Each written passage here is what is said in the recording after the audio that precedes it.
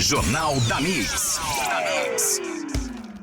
Vamos para a nossa entrevista dessa quinta-feira, dia 18 de maio. É o Dia Nacional de Combate ao Abuso e à Exploração Sexual de Crianças e Adolescentes, instituído pela Lei Federal 9.970 de 2000. Um assunto que a gente vê crescer, e aí eu sempre me pergunto, né, Pancho, será que cresce ou será que passou a ser mais noticiado? Será que crescem os atos em si ou será que as denúncias estão aumentando, Isso, né? Exatamente. E aí, como é que se combate? A gente recebe as notícias, sabe das situações, mas e a questão de combate mesmo a isso, né? Dessa conscientização, porque me parece que a punição ela é necessária, a conscientização mais ainda. E quem vai falar com a gente é o senhor Jair Gilmar Gonzaga, que é presidente do Conselho Municipal dos Direitos da Criança e do Adolescente. Senhor Jair, seja muito bem-vindo. Bom dia aos ouvintes da Rádio Mix, é muito importante, né? Essa data a gente está fazendo uma fala, né? Eu sou o presidente do CMDCA do município de Indaial, né?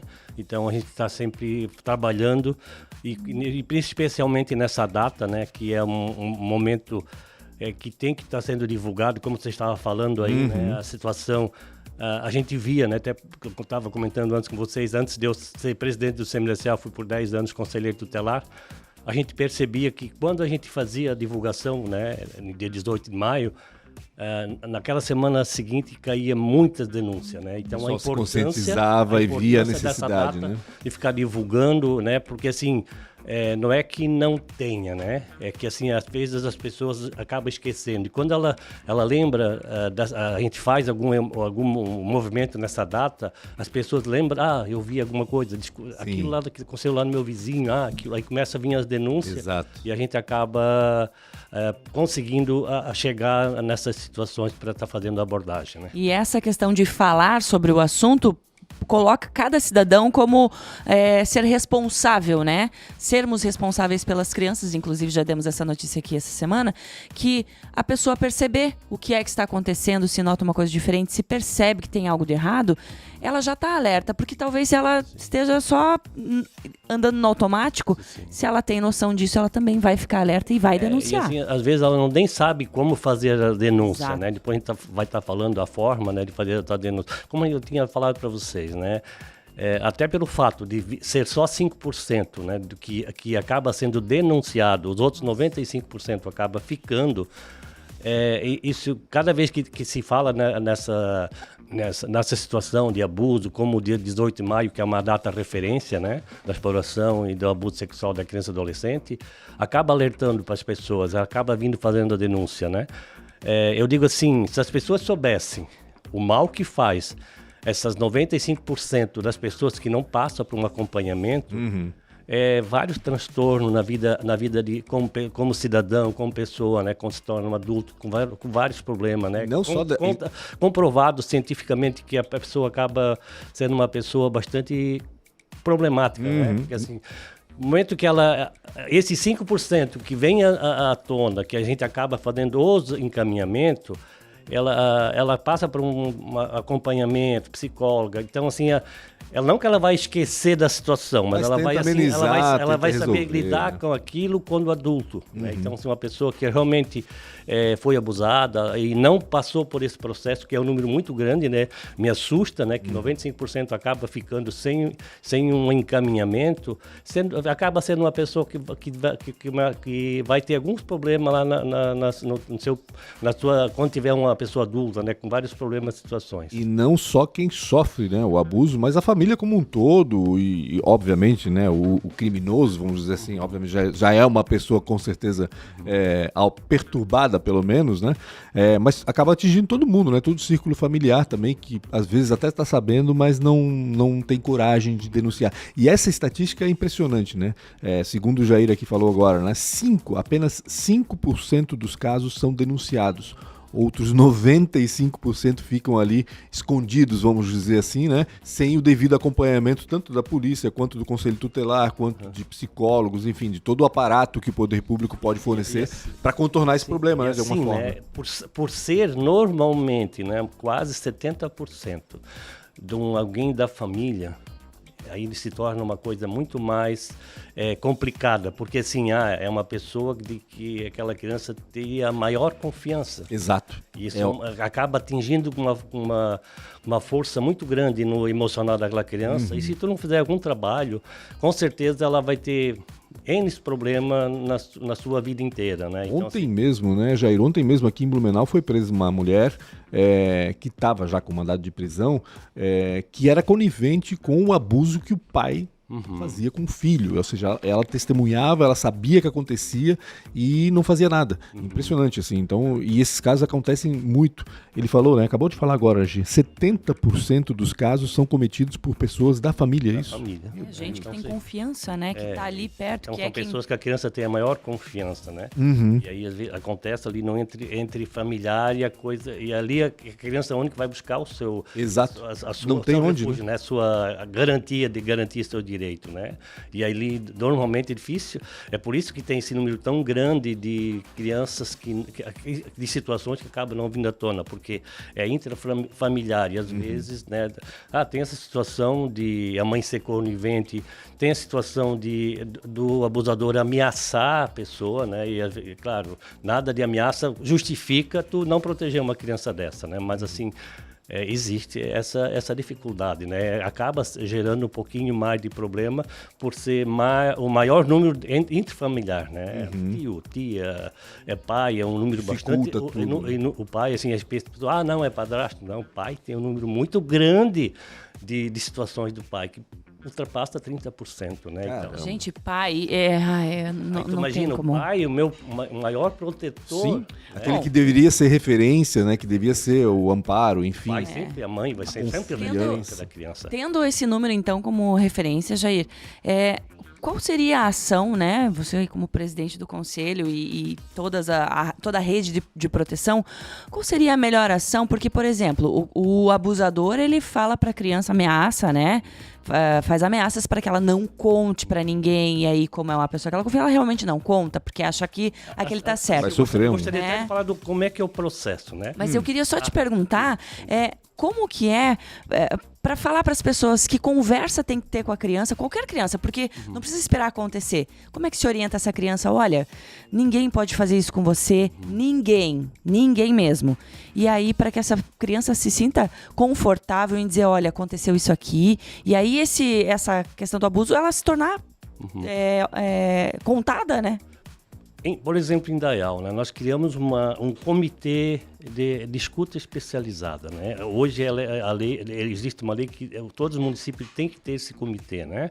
Então a gente criou um comitê com integrantes da educação, saúde, assistência social, CMDCA.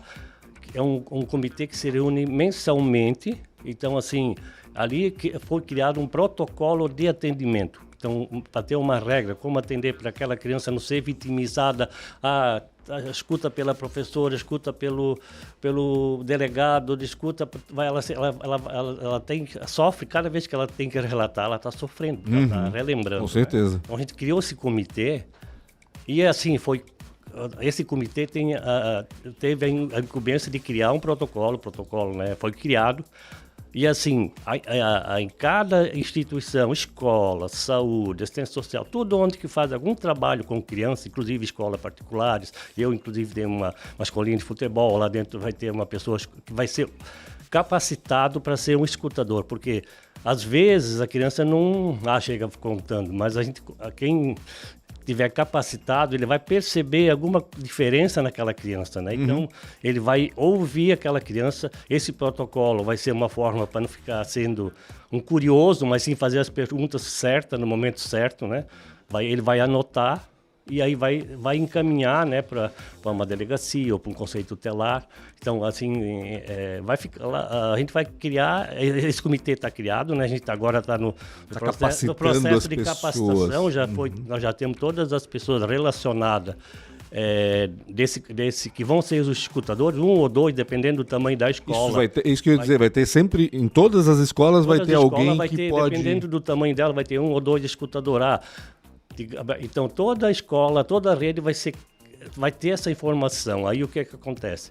A a merendeira lá escutou alguma coisa, ela não vai lá questionar aquela criança, ela vai dizer para aquela pessoa assim, aquela pessoa que está ela capacitada. falou alguma coisa que eu fiquei meio desconfiada. Os Aí aquela servidores pessoa- vão saber que aquela Sim, pessoa então é a aquela referência pessoa para isso. Está Né? capacitada, ela vai ser para conversar com aquela criança da forma correta, né? Porque assim Como abordar. tem muita dificuldade a ver na abordagem, né? Eu, como Lógico. conselheiro tutelar na época a gente perdia muitas situações porque a abordagem é errada, né? Porque essas famílias que às vezes migram, não que essas pessoas são problemáticas, né? Mas assim ela às vezes migram, hoje está aqui, amanhã está ali, se ela já era um abusador, sai alguma coisinha que ela sai da cidade e se perde naquela situação. E aquela criança, com certeza, vai continuar sendo abusada. Então, a gente procura, de alguma forma, esse projeto é para que realmente não se perca, consiga pegar o máximo possível de situações, né? Para que não se perca numa abordagem mal feita,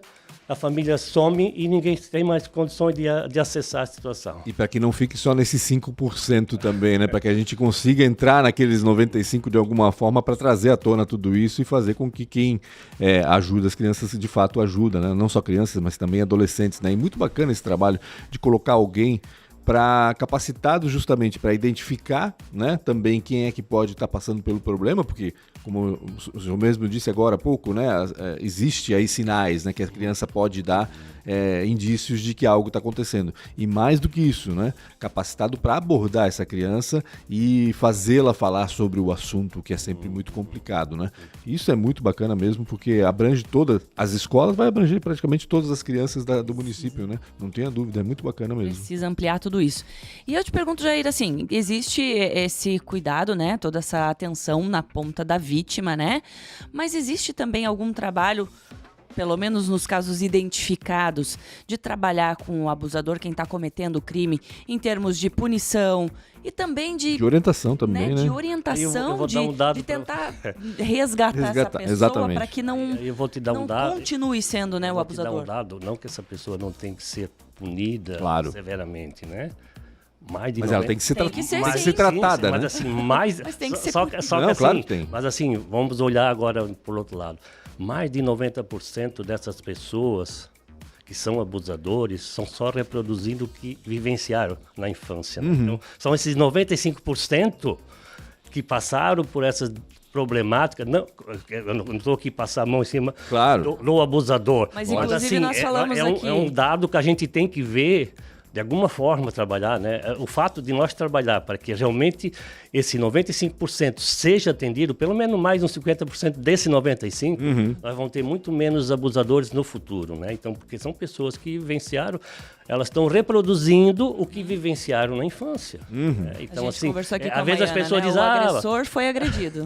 Aí as pessoas dizem, mas aí tu quer... Não, eu não sou contra que a pessoa seja punida, seja pago, né? Mas assim, nós temos que também pensar, se nós queremos realmente que as coisas melhorem, nós temos que, de alguma forma, também trabalhar, sabendo que esse abusador também é uma pessoa que possivelmente pode ter sido abusado, uma grande possibilidade, né? Então ela também tem que ser trabalhada de alguma forma, alguma política que ela possa chegar lá e daqui a alguns anos a gente possa minimizar, acho que acabar nunca, né? Mas, assim, a gente tem que, de alguma forma, trabalhar isso. Né? Jair, que dados tu tens do trabalho de vocês em Indaial? Ou seja, quantos casos, né, por mês, por semana, vocês ficam sabendo ali em Indaial e trabalham em cima deles? Assim, como eu te falei ali, faz a média de 4 a 5 situações por mês, né? Então, assim, fica dentro desse... É uma média a nível nacional, Ou né? seja, eu acho que se faz muito pouco trabalho voltado para isso, né? A gente fica só enxugando gelo. São poucos braços também, né, para fazer. É muito pouco braço, né? Jair, então quer dizer, se a gente tem 5 por mês ali em Indaial, a gente está falando especificamente de Indaial, isso quer dizer que na realidade a gente deve ter algo em torno como 100 casos por mês, já que só 5% são denunciados, né? Ou seja, são esses 5 casos por mês que chegam, outros 95 cada mês ali em Indaial não se sabe o que está acontecendo. Sem fazer nada, na realidade. Imagina né? Brasil, né? Ah, imagina, esse dado deve ser mais ou menos uma média aí também da nossa região, principalmente. Isso é um dado a nível nacional, né? Não foge de todos os municípios nessa faixa. Assim. Jair, como é que a gente identifica que sinais a criança dá, né? Que a gente pode desconfiar de alguma coisa um vizinho, um outro parente que está lá visitando, um amiguinho, enfim. E o que fazer, né? Quando se deparar com essa desconfiança, né? Qual é o procedimento que a pessoa tem que tomar? Na verdade, assim, tem várias formas de fazer a denúncia, né? A pessoa não quer se identificar porque é um vizinho. Faz Disque 100, né? Liga o Disque 100. Denúncia anônima, né? Principalmente se a pessoa é bem próxima, ela tem bastante informação. Então, ela fica muito mais fácil para os órgãos que vão fazer a abordagem né? Ela tem que dar o máximo de informações possíveis. Mas não precisa estar se identificando, né? Quanto mais informação, quanto mais próxima ela for da vítima, melhor, né, a denúncia, porque ela consegue dar bastante informação e subsídio para o conceito tutelar, principalmente o conceito tutelar acaba sendo comunicado, né? O momento que tu faz um Disque 100, né? Vamos dizer que tu chega meia-noite em casa, tu viu alguma coisa estranha. Pode fazer Disque 100. Automaticamente, a pessoa que recebeu lá, ela já dispara. Quando o conceito tutelar chega lá, abre o e-mail dele, já está lá. Aí, todos os dados da criança, todas as informações, e ele tem um prazo para justificar isso para o Ministério dos Direitos Humanos, o que foi feito. Né? Ele tem que justificar o que foi feito. Prestar contas, vamos dizer assim. Né? Inclusive, o próprio judiciário também acaba recebendo esse e-mail. Se não fizer nada, ele acaba também cobrando do conceito tutelar. Né? Então, o Disque 100 hoje é o mais prático, né? E também pode ser em qualquer delegacia, qualquer conselho tutelar, né, da sua cidade, faça a denúncia, né? Mas as pessoas têm um problema de estar se identificando, porque às vezes é uma pessoa muito próxima, às vezes até um irmão, um tio, um pai, né? Então, pode sofrer ameaça também, né? Então ele faz o Disque 100, dá o maior número possível de dados, porque aí quem for lá fazer a abordagem, a gente tem bastante trabalho facilitado, né? Para poder fazer a abordagem e realmente poder solucionar aquele problema. E em relação aos sinais que a criança pode dar, Jair, como é que a gente pode identificar algum problema? Sim, não tem nada bem específico, mas assim, ela tem alguma dificuldade no seu rendimento escolar, né? Ela começa a ter uma dificuldade, né? De repente, principalmente uma queda repentina, né? Daqui a pouco, ela né? começa a ter algumas atitudes com outras crianças, né? Meio estranha, né? Uma das situações, né? Um menino começou a ter algumas atitudes não normais para a idade dele com outra criança. Aí a professora que estava bem atenta percebeu, né? A gente foi a fundo, foi devagar, avaliando a situação. Ele estava sendo abusado praticamente por avô, irmão, entendeu? Um menino sendo abusado por todos, né? Eu sempre gosto de contar essa história assim, só para ver quanto é importante a família, porque esse menino foi tão terrível a situação que ele foi retirado do seio familiar, né? E foi para adoção. E esse menino estava no abrigo e a gente ele me mostrando porque assim, a gente foi lá fazer um negócio com as crianças lá, uma brincadeira. E ele chegou, tio, quando é que eu vou voltar para minha família, né? Que dor. O quanto é importante, quanto é forte essa coisa tudo, da família, né? Mesmo com toda a situação. Exato. A avessa que ele sofreu, mas a família era importante. Ele estava ainda relutando, ele já era um menino de 11 anos, né? Relutando para voltar para a família, e a gente sabia que ele não ia voltar mais. Né? E a gente também sabia de quanto era o importante ele estar fora daquela família, né? E no fim ele acaba sofrendo também porque ele ama, sofre duas vezes. Sofre duas vezes, né? Porque quer voltar para a família, mas ele está sofrendo ali o abuso e não pode. Sim. O Jair tem que ter um trabalho com vocês também, né? Foste 10 é. anos conselheiro tutelar para enfrentar esses casos, para tomar conhecimento desses casos e enfrentar com alguma frieza, né?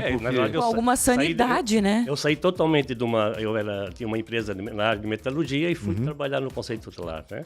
Aí quando chegava em casa, ia para minha esposa, hoje eu estou mais cansado, porque lá é um serviço mais braçal. Claro. Mas assim, psicologicamente, ninguém vem lá no conceito tutelar para dizer assim, hoje lá em casa foi tudo maravilhoso. Então a gente acabava tendo 4, 5 situações só de problema. Aí emocionalmente tu fica arrasado. Zerado. Isso esgota, né, fisicamente também, a pessoa mental e fisicamente. Assim, que tinha que ter um suporte posto-conselheiro tutelar, quem trabalha com essas situações, né? Mas a nível Brasil a gente não alcançou isso ainda, né? Mas tem que ter, pelo amor de Deus, porque deve ser difícil, né? Para tratar esses Para nós, como jornalistas, quando temos conhecimento, né? Quando a gente tem conhecimento de algum caso e vai cobrir algum caso, já é terrível. Imagina para quem acompanha isso o tempo todo. o tempo todo, e uma situação mais cabreira do que a outra. A gente né? fica sabendo de todos, né? Todos os detalhes. Então, então, é ser humano, tu acaba absorvendo aquilo, Claro, né? Emocionalmente, aquilo fala Exatamente. muito. Ah, Assim. maravilha. A gente sempre pensava assim, isso foi o ápice. Mas sempre aparecia Sempre uma aparece coisa pior. Sempre uma tem. coisa maior, né? Maravilha. Jair Gilmar Gonzaga, ele é presidente aí do Conselho Municipal dos Direitos da Criança e do Adolescente de Indaial, conversou aqui com a gente então sobre a importância principalmente de denunciar abusos e explorações sexuais de crianças e adolescentes, né? Hoje, 18 de maio, é o dia de combate a esse problema e por isso a gente trouxe o Jair aqui para falar com a gente. Ele deixou muito claro, gente, qualquer indício de problema que você veja, né, na sua família, nos seus amigos e tal, diz que 100 é o melhor caminho, né? Liga 100 no telefone, passa o maior número de informações possíveis sobre a sua desconfiança que o pessoal vai investigar e vai dar encaminhamento a isso, né, Jair? Assim, na dúvida, denuncia. Porque depois as pessoas que estão capacitadas, elas vão verificar, né? Vão lá na escola, vão na saúde daquela criança, onde ela realmente frequenta. Então, para ter a gente cuida muito para não fazer alguma coisa que possa prejudicar também um adulto, né? Exato. Sim, para preservar, Tem né? bastante cuidado, Até né? comprovar. Exatamente. Obrigado, Jair, pelas Então, a suas gente agradece, né? entrevistas. Está sempre à disposição se precisar. Maravilha. Obrigada. 7h46 agora, 7 horas 46 minutos. A gente vai para um rápido intervalo comercial e volta já. Jornal da Mix. Oferecimento Uniaselv. É EAD, é semipresencial, é do seu jeito. Tarpan, a sua concessionária Toyota para Blumenau e Rio do Sul. Pensou Toyota? Pensou Tarpan. Para poupar ou investir no futuro, é simples. Escolha a Cressol. Cooper Super. Compre online em minhacoper.com.br. Mix.